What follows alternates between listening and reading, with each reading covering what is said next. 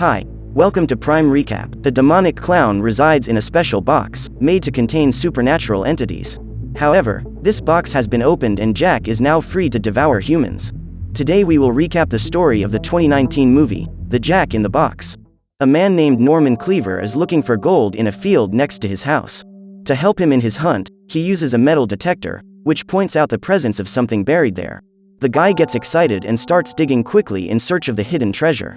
However, when he finds the object, he realizes that it is only a metal box with a toy inside. This toy, very well known at the time, was called Jack in the Box.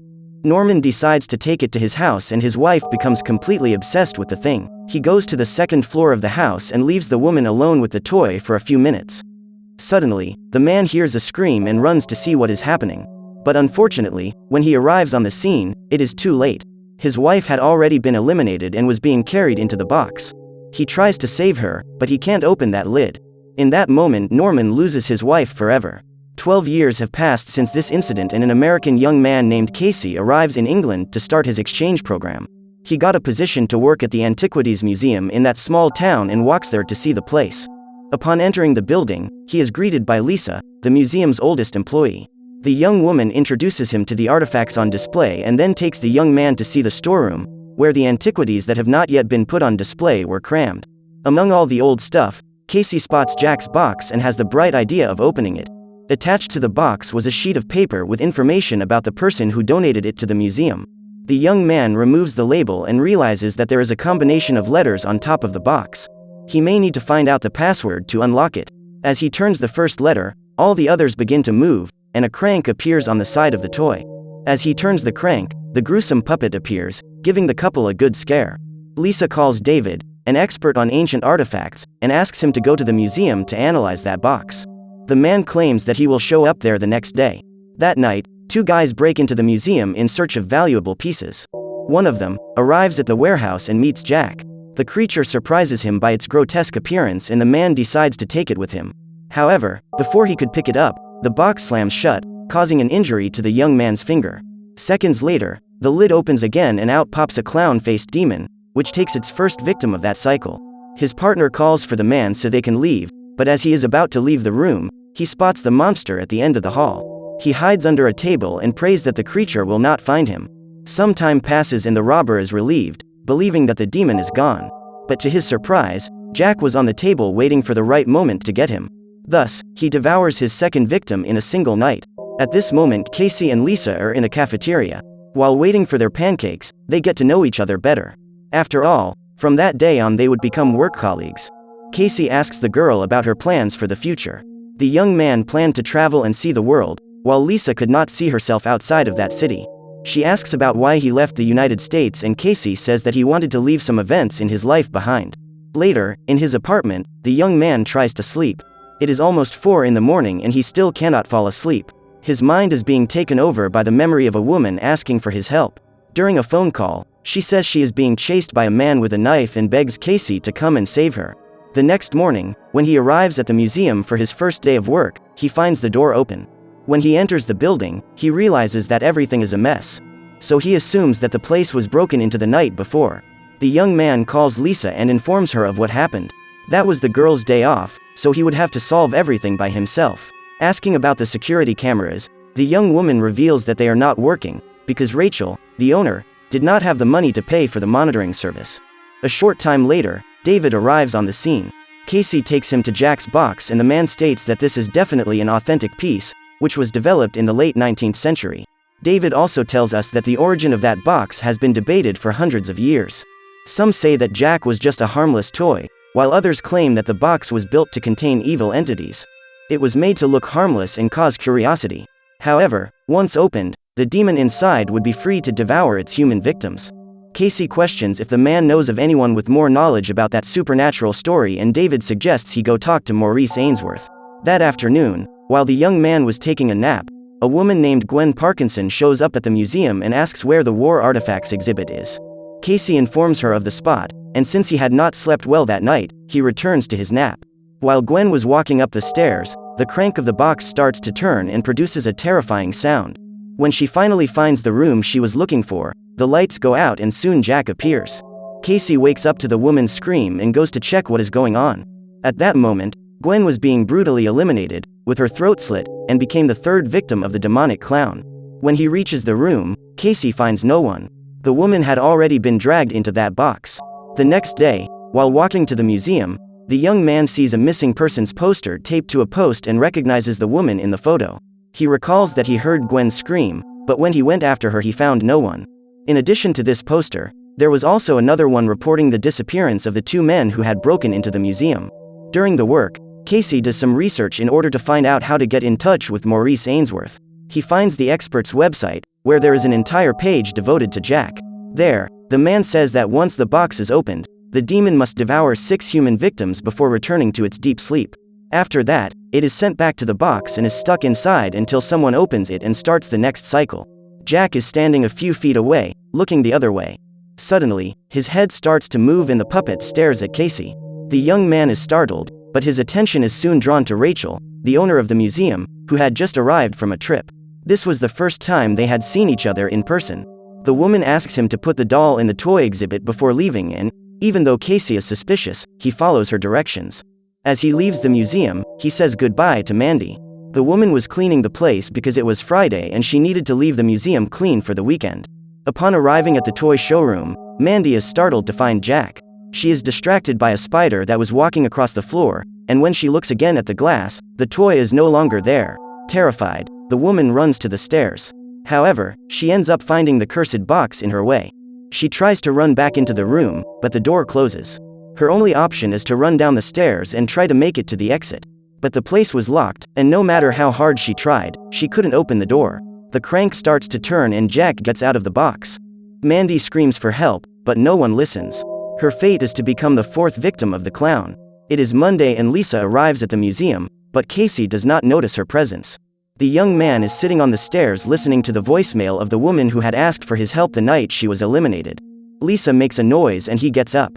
She apologizes for listening to the audio and Casey asks the young woman not to worry about it. When asked about the woman who had asked for his help, the young man reveals that this was Mary, his fiancée. She was walking home at night when she realized that she was being chased. So the woman called her fiancé for help, but since Casey was asleep, he ignored the call. The next day Maria was found eliminated. Since then, for 6 months, he has not been able to sleep at night. Lisa hugs him and tries to console him. Just then, Officer Martin arrives at the museum and reveals that he is there to investigate the disappearance of Mandy, who had not returned home since Friday afternoon. The policeman asks if the woman was alone when Casey left the museum. The young man says yes, because they had had few visitors that day and he checked all the rooms before leaving. After answering a series of questions, Casey asks if the policeman believes in supernatural beings.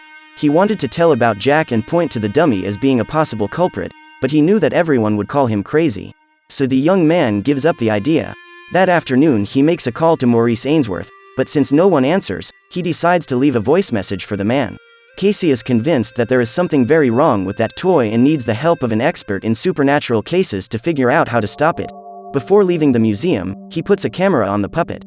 In this way he could register all its movements. He then makes a call to his friend Andy and asks him to find out Maurice's location. Upon returning to the toy exhibit, Casey realizes that the box is no longer there. Just then, the lights go out and Jack appears right in front of him. The demon lands a blow on his face, knocks him down, and walks away. For some reason, Casey was not devoured. Later, he tries to show the recording to Lisa, but the video is interrupted before the clown gets out of the box.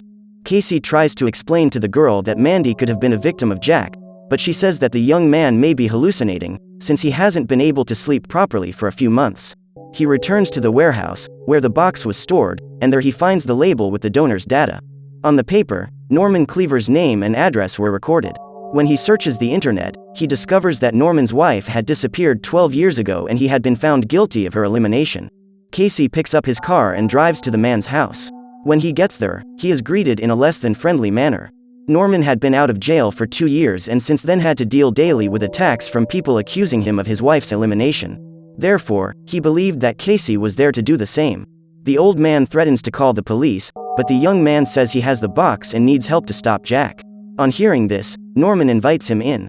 He tells him that he saw his wife being taken into the box by that creature, and when he tried to explain this to the police, he was branded crazy.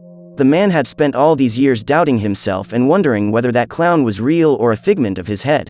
At that moment, as Casey told about the missing people in the museum, he had confirmation that he was right. That box harbored a soul-eating demonic spirit. Norman advises the young man to leave that place and return to his country immediately, but he did not want to abandon Lisa and the other people in that town to have the same fate as Mandy. The old man says that he has spent the last 12 years looking for a way to stop Jack, but has never succeeded. According to him, that demon is invincible. Casey returns to his car and is determined to follow Norman's advice. After all, no one believed his story and it would be very stupid of him to stay there to perish. In addition, he still ran the risk of being charged for the eliminations of those people. All the facts were favorable for the young man to leave England and he was determined to do so, but something changed his mind. He had a vision of his perished fiancée, who questions whether he will abandon those people to perish, just as he did with her. This guilt causes Casey to take another path. He returns to the museum and picks up Jack's box. The young man drives to a completely deserted field and sets fire to the thing. But when he returns to the museum, he gets a big surprise. The demon is there waiting for him. Seeing Jack coming out of the box, Casey runs up the stairs and tries to escape, but the door was locked and the young man decides to accept his fate. He was overcome with guilt for having opened that box, since because of it other people perished. According to the young man, if anyone should perish at the hands of the clown, it was himself. Jack lands a blow on his face and knocks him down. Casey tries to reach for the fire extinguisher to fight back, but the monster grabs his neck and lets out a terrifying scream. Surprisingly, after doing this, he returns to his box and, for the second time, lets the young man escape alive. The young man faints and is found by Lisa the next morning. Rachel arrives soon after and tells him that he is in serious trouble. Casey tries to explain that they need to find a way to get rid of that box, but the woman doesn't take him seriously. She says that the young man's exchange period ends at that time and orders him to return to the United States. Casey gets up and Lisa goes after him. The young man tries to convince her once again, but the girl cannot believe that a toy could be responsible for someone's elimination. The young man calls his friend and asks if he has found Maurice's location. With the man's address in hand, he drives to his house. Meanwhile, Rachel puts Jack's box in storage and locks the door. Although she doesn't believe the doll has supernatural powers, she prefers not to leave it on display. Upon arriving at the house, Casey knocks on the door and is greeted by Maurice. The man says that the young man will have only 30 minutes of his time. After he explains what was going on, the expert on supernatural entities states that although Jack is a demon, he can also be eliminated. To do this, Casey would need to get the monster into the box and then recite a sentence in an ancient language. However, he should be very careful because if any remnants of Jack were left behind while the young man was performing the ritual, the demon would return to take the rest of his victims. Another thing the young man discovered during this visit is that, since he was the one who opened the box and freed the demon, Jack could not eliminate it. The most the clown could do is scare the young man into giving up on destroying him. After obtaining this information, Casey makes his way back to the museum. Meanwhile, Lisa interrupts her work to go to lunch and Rachel is left alone in the building. A few minutes later, the crank starts to turn and the box falls to the floor. Rachel hears a noise, and when she looks into the warehouse, she realizes that the door is open. She goes there to find out what is going on and ends up being sucked into the box, which had been transformed into a kind of shredder. When she returns to the museum, Lisa is completely terrified to find the remains of her boss. She calls the police and asks for help. Just then, the door closes and she is trapped with the box. Jack soon gets out and the girl tries to escape through another door, but soon discovers that it too is locked. The clown slowly approaches, making Lisa even more desperate. He grabs her arm and stabs his claws into her belly. Just then, Casey arrives on the scene and rushes into the building.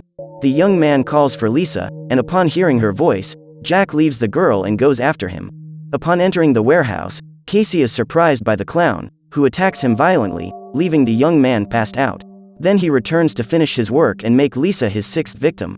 The girl was badly injured and could barely move, but still found the strength to scream as she was dragged away.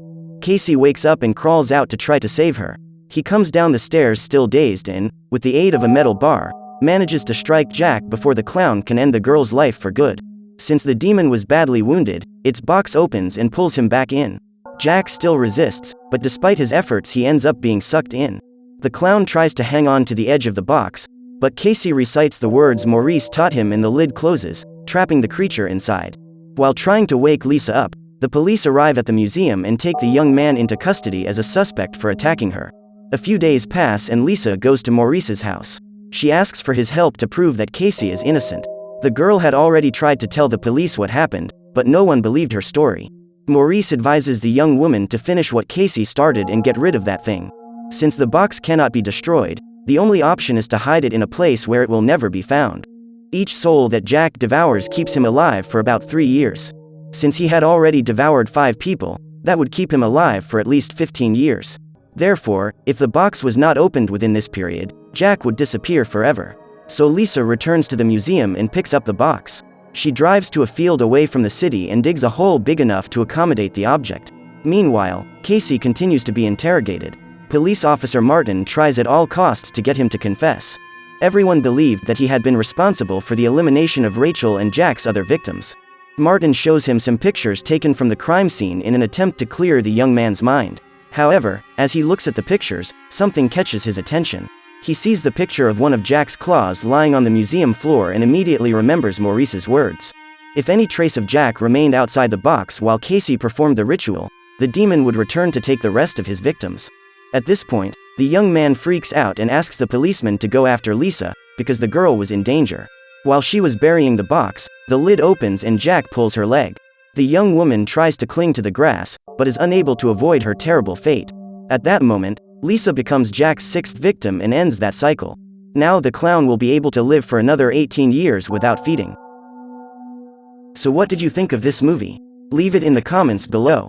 And if you liked the video, please like and subscribe for more movie recaps. See you next time.